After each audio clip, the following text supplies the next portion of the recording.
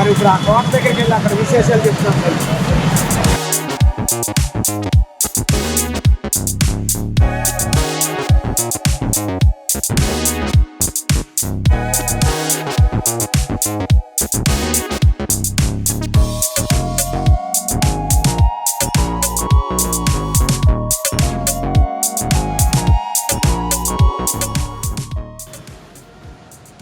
ఇది రాజుగారి కోట ఎంట్రన్స్.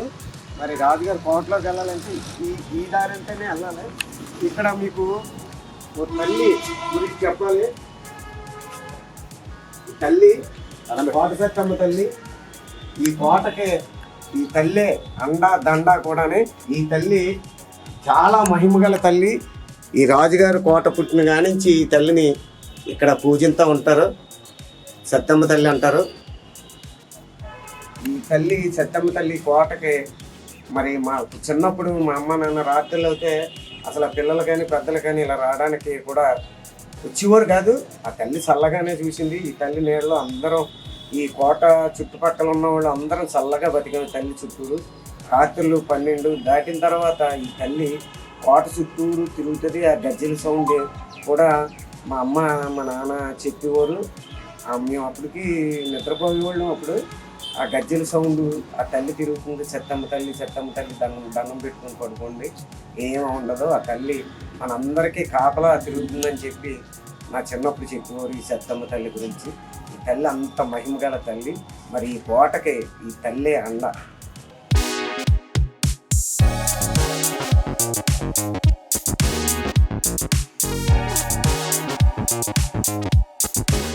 రండి ఇంకా కోటలోకి వెళ్ళి అక్కడ విశేషాల గురించి మీకు వివరంగా చెప్తాను. ఈ కోట రాజుగారి కోట ఎంత పేరుందంటే అంత పేరు ఉందన్నమాట. మామూలు పేరు కాదు అసలు. రండి కోటలోకి వెళ్దాం.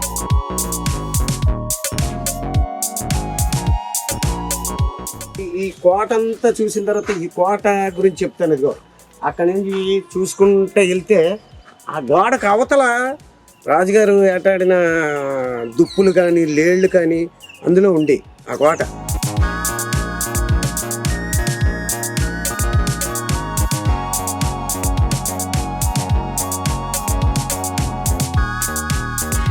ఈ కోట అంతా చూసిన తర్వాత ఇలా వస్తే అసలు ఈ పక్కనే గాలి గోపురం అని ఒకటి ఉండేది నా చిన్నప్పుడు. అది లేదు. ఇంకా ఈ ఎక్కడెక్కడో తోటల మాట మొత్తం అంతా. ఈ నేలంతా కూడా పెద్ద పెద్ద ఆర్టిస్టులు బ్రేక్ టైంలో కానీ గ్యాప్ టైంలో కానీ ఇగో ఈ చెట్ల కింద కుర్చీలు వేసి కూర్చుండేవారు.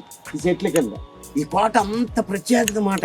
అసలు నా చిన్నతనంలో ఈ కోట లోపలికి రావాలంటే మహా భయం వేసేది మాట.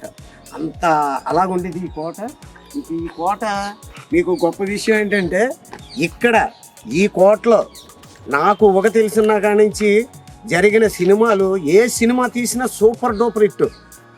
నాకు తెలిసి ఉండే ఫస్ట్ సినిమా కలియుగ మహాభారతం, బడాయి బసవయ్య, సిరిసిరి మువ్వ, కృష్ణ గారిది ఊరుకు మొనగాడు, ఇలాగా బాలకృష్ణ గారి సినిమా, అలాగే మహేష్ బాబు గారిది కృష్ణ గారిది ఊరికి మొనగాడు తీస్తే వాళ్ళ అబ్బాయి గారు మహేష్ బాబు గారు మురారి కూడా ఇందులోనే తీశారు. అలాగే బాలకృష్ణ గారి సినిమా, శ్రీకాంత్ గారి సినిమా సూపర్ డూపర్ హిట్, కోడి రామకృష్ణ గారి సినిమా బెల్లం చెప్తే వినాలి. అలాగే ఎక్కడో తమిళనాడులో ఉన్న ప్రభుదేవ సినిమా కూడా ఇందులో తీశారు. అలాగే రజనీకాంత్ సినిమా తీశారు. హిందీ సినిమాలు కూడా ఇక్కడికి వచ్చి తీసేవారు. అది కోట మహత్యమో సెంటిమెంటో తెలియదు కానీ మీరు ఏదైనా చూడండి, ఈ రాజుగారి కోటలో తీసిన ఏ సినిమా అయినా సరే సూపర్ డూపర్ హిట్ మాట. శంకరాభరణం ఇందులోనే తీశారు. అసలు 1 కాదు 2 కాదు, అసలు ఏ హీరో అయినా సరే ఈ కోటలోంచి స్టార్ట్ అయ్యేది ప్రతి సినిమా. అంత సెంటిమెంట్గా ఈ కోట మాట. అది చూసి రామానాయుడు గారు నానకరమ్మగూడలోని ఇంకా మాట వస్తే అందరూ రామచంద్రపురం వెళ్ళిపోతున్నారని చెప్పి సేమ్ ఈ ఫోటో తీసుకెళ్ళి సేమ్ నానకరమ్మగూడలో ఈ సెట్ వేశారు. ఇది ఒరిజినల్. అక్కడ ఉన్నదేమో సెట్ నానకరమ్మగూడ రామానాయుడు గారి స్టూడియోలో.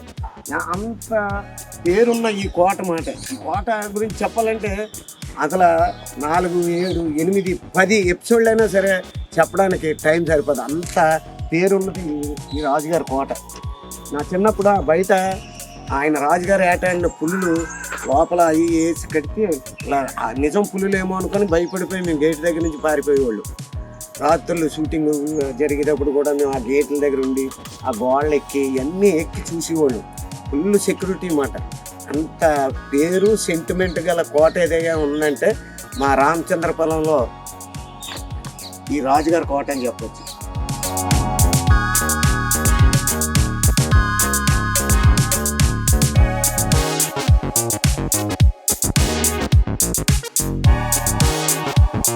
ఇంకా మీకు చెప్పాను కదా, రాజా కాకరపూడి రామచంద్రరాజు గారని. అసలు వీరు సూర్యవంశానికి సంబంధించిన రాజులు. అసలు రాజుగారిని చూడాలంటేనే మాకు అసలు ఎప్పుడూ కనపడేవారు కాదు. వాళ్ళ పిల్లల పేరు మీద మీకు ఇందాక చెప్పినట్టు ఈ పక్కన రాజగోపాల్ అని చెప్పి గోపాలం బాబు గారి పేరు మీద ఒకటి, చిన్న ఆయన కిషోర్ బాబు గారు అని చెప్పి కిషోర్ టాకీస్ అని ఒకటి.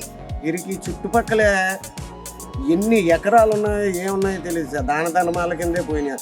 ఇక్కడి నుంచి చూసుకుంటే గొల్లపాలెం, గొర్రెపూడి మొత్తం ఈ చుట్టుపక్కల కూడా వందల ఎకరాలు ఉండేమాట.